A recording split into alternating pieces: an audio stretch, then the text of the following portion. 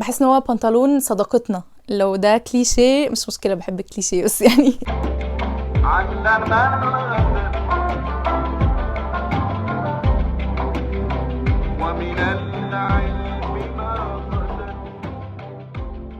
صباح الخير او مساء الخير على حسب بتتفرجوا عليا امتى. لو اول مره تشوفوني، انا نوران وبعمل كونتنت عن الوكاله، عن الاستدامه، شراء المستعمل، رسم على الهدوم، الفن، حاجات كده مختلفه. لو انتوا انترستد ممكن تعملوا سبسكرايب، ممكن تعملوا جرس التنبيهات عشان تشوفوا كل الفيديوز اللي انا بعملها.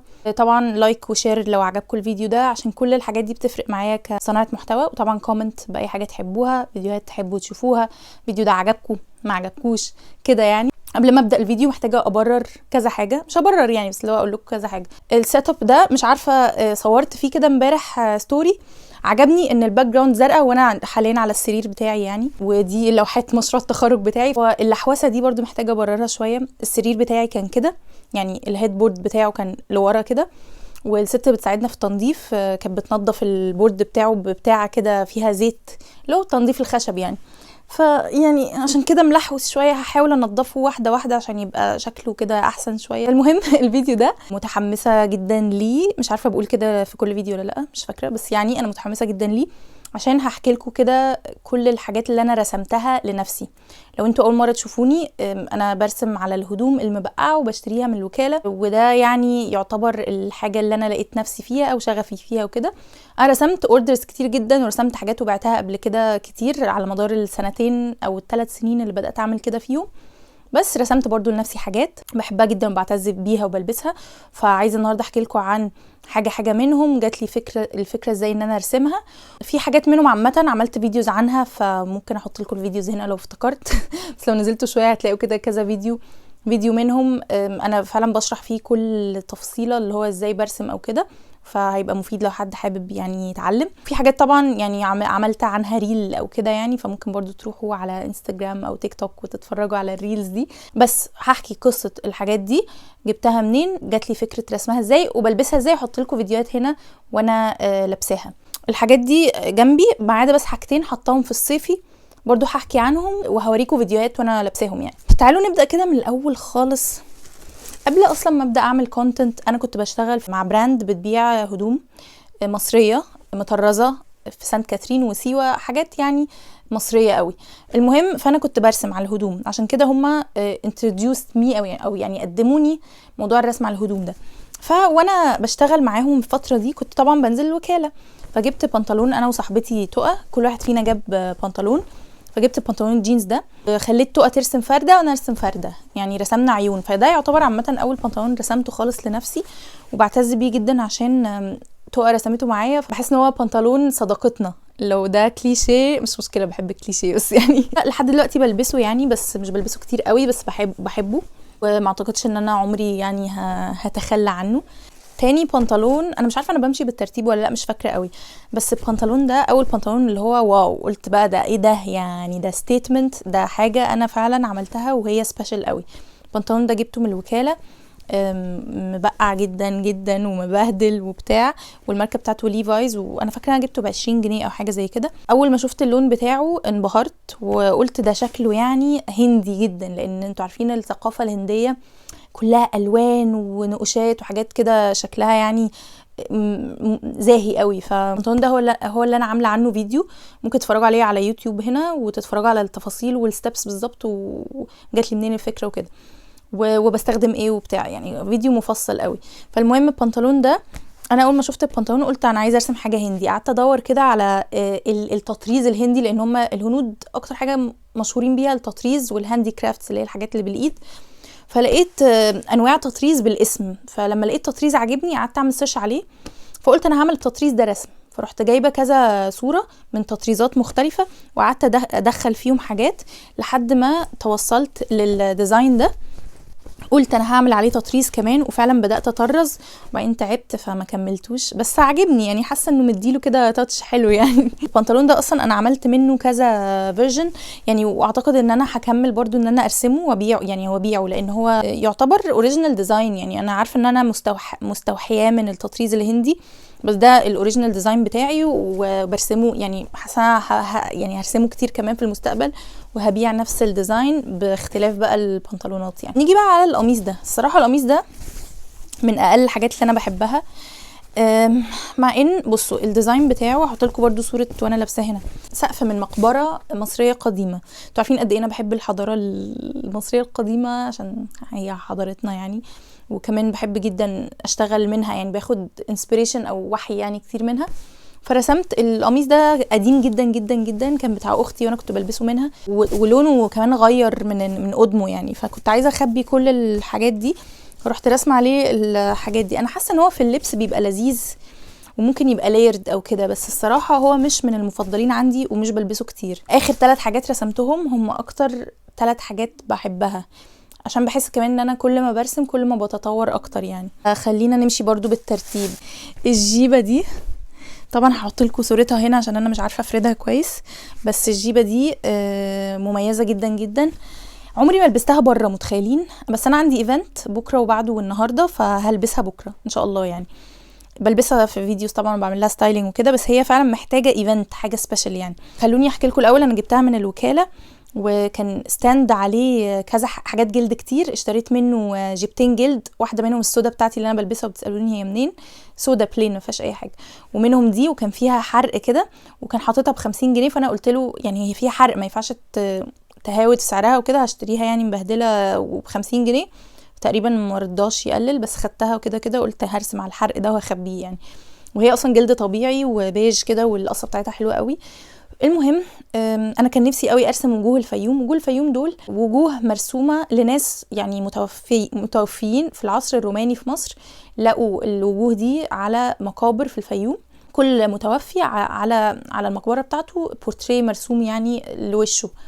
فهي وجوه مميزه جدا وشكلها مصري قوي قوي قوي، في نفس الوقت فيها elements بتاع الحضاره الرومانيه يعني. عشان ببسط قوي لما بحس كده ان مصر فعلا يعني غنيه جدا بحضارات مختلفه جدا جدا جدا عدت عليها يعني. رسمت بقى 3 وجوه فيوم، وحاساها جيبه ستيتمنت قوي، متحمسه بكره البسها يعني لاول مره. صورت لها برضو فيديو على يوتيوب، انزلوا شويه هتلاقوها يعني، فيديو صغير كده يعني. نيكست بقى البليزر ده هلبسه النهارده ان شاء الله في الايفنت. اوكي، البليزر ده برضو اشتريته من الوكاله، وكان برضو ب50 جنيه. الفكره ان هو حرير طبيعي. واحده بعتت لي قالت لي ان الماركه دي هو معمول في ايطاليا، فقالت لي اوعي ترسمي عليه، الماركه دي ده غاليه قوي. هي تقريبا ست كانت عايشه في السعوديه بتشتري لجوزها من الماركه دي وكده، وقالت انت بجد حافظي عليه وخليه في الدولاب. بس قعدت اقول طب ما انا اخليه لمين، ما انا عايزه البسه ومش عاجبني وهو بلين. المهم يعني الديزاين بتاع الراس بتاعه الكسندر او الاسكندر، لا سوري، راس ديفيد تمثال. هو ده تمثال اصلا في ايطاليا، عمله مايكل انجلو، موجود في ايطاليا. الراس دي انا رسمتها على حاجات كتير، رسمتها على تي شيرتس، رسمتها على بليزرز، بس عمري رسمتها لنفسي، دايما كنت برسمها في اوردرز يعني، فكان نفسي جدا ارسمها لنفسي. وبعدين الباترن دي باترن قبطيه من قماشه قبطيه قديمه، حسيت ان هم ماشيين مع بعض. ما اعرفش، مع ان في ناس كتير قوي بتختلف معايا في الراي وبتقول لا هم مش لايقين، بس انا عاجبني جدا جدا. وكمان زودت لهم زراير كده، جبتها من محل اللي هو بتاع الحاجات مستلزمات الخياطه، اسمه كل شيء يعني، فزودت زرارين كده، حاسه زوده كده اللي هو للاليمنت بتاع البليزر. فالنهارده هلبسه في الايفنت، متحمسه جدا جدا، وهو بيدفي وستيتمنت قوي كمان يعني، بيبين شغلي. ده من اكتر الحاجات عامه انا رسمتها واتبسطت. عامله له فيديو، عامله له ريل وانا برسمه، ممكن تنزلوا تبصوا تروحوا قصدي الاكونت الانستجرام او كده وتبصوا. اوكي، قبل ما اوريكم اخر حاجه رسمتها، هقول لكم الحاجتين الصيفي اللي انا حطاهم في الصيفي تحت السرير في الشنطه بتاعتي، عشان ما انساش. بصوا، في بنطلون بحبه جدا جدا، هو ده مش رسم، هو تطريز، بس هو كتان، والكتان الخامه بتاعته تحفه. لقيته مع صاحبتي رنا. شوفوا انا بنسى كل حاجه في حياتي ما عدا المواقف اللي انا اشتريت فيها، لان في ناس كتير قوي بتقعد تكتب لي كومنتس كده في الفيديوز اللي انا بحطها لما مثلا بسال مين لابس ايه، يا ده انا ما بفتكرش انا جايب ايه منين وكده. بس بجد انا شخص بينسى كل حاجه في حياته ما عدا بس قصه الحاجه اللي انا جبتها من ايه، لان ده الشغف بتاعي يعني. فكنت ماشيه مع صاحبتي رنا في الوكاله، لقيت البنطلون ده، وكان رخيص برده، كان ب15 20 حاجه كده، عشان كان كله بقع، بس الخامه بتاعت الكتان بتاعته كانت رهيبه، احلى كتان شفته في حياتي، تخين كده وماسك نفسه وفي مساميه حلوه وبتاع. المهم انا مش بفهم قوي في القماش، بس عجبني يعني. كان كله بقع، فقلت لصاحبتي طب بقول لك ايه، اجيبه واقصقصه واعمل منه زي باوتشز كده صغيره احط فيها هدايا. فقالت لي وبتاع، او ممكن تجيبيه، مش فاكره رنا قالت لي ارسمي عليه او حاجه. ففجاه لما انا خدته حسيت ان هو هيبقى حلو قوي في التطريز، وهيستحمل كده خامته، تستحمل ان هي يتطرز عليه.